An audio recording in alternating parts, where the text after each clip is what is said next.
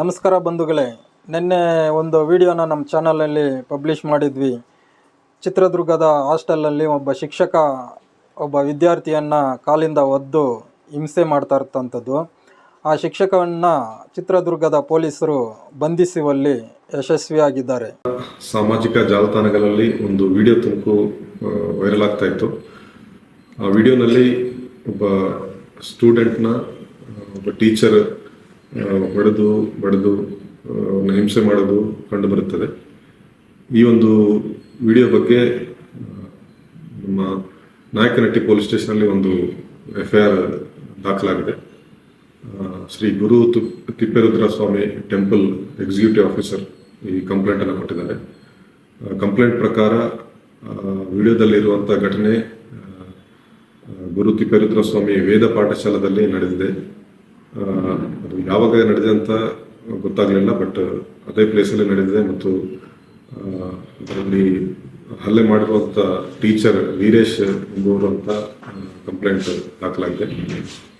So ಈ FIR ದಾಖಲು ಮಾಡಿ ನಾವು ಈಗಾಗಲೇ ವಿಡಿಯೋನಲ್ಲಿ ಅಸಾಲ್ಟ್ ಮಾಡಿರುವಂಥ ಟೀಚರ್ ವೀರೇಶ್ ಅನ್ನೋರನ್ನು ಕಲಬುರಗಿಯಲ್ಲಿ ವಶಕ್ಕೆ ಪಡೆದುಕೊಂಡಿದ್ವಿ.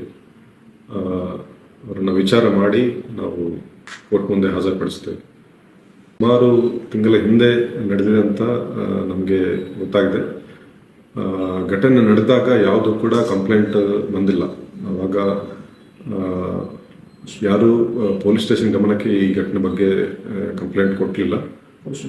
ಪೋಷಕರು ಆಗಲಿ, ಶಾಲೆ ಕಾರ್ಯನಿರ್ವಾಹಕರು ಆಗಲಿ, ಯಾರು ಅಡ್ಮಿನಿಸ್ಟ್ರೇಷನ್ ಆಗಲಿ ಯಾರು ಕೂಡ ಈ ಘಟನೆಯನ್ನು ರಿಪೋರ್ಟ್ ಮಾಡಿಲ್ಲ.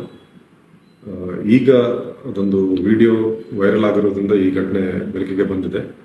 ಸೊ ನಾವು ಇಮಿಡಿಯೇಟ್ಲಿ FIR ರಿಜಿಸ್ಟರ್ ಮಾಡಿ ಆರೋಪಿಯನ್ನು ವಶಕ್ಕೆ ಪಡೆದುಕೊಂಡಿದ್ವಿ. ನಿನ್ನೆ ನೈಟಿಂದ ಮಾತ್ರ ಇದು ಬೆಳಕಿಗೆ ಬಂದಿದೆ. ಆರೋಪಿಯನ್ನು ವಶಕ್ಕೆ ಪಡೆದುಕೊಂಡಿದ್ವಿ. ಇನ್ನು ಶಾಲೆ ಅಡ್ಮಿನಿಸ್ಟ್ರೇಷನ್ ಮತ್ತು ಬಾಲಕ ಪೋಷಕರನ್ನು ಎಲ್ಲರನ್ನೂ ಕೂಡ ವಿಚಾರ ಮಾಡಬೇಕಾಗಿದೆ.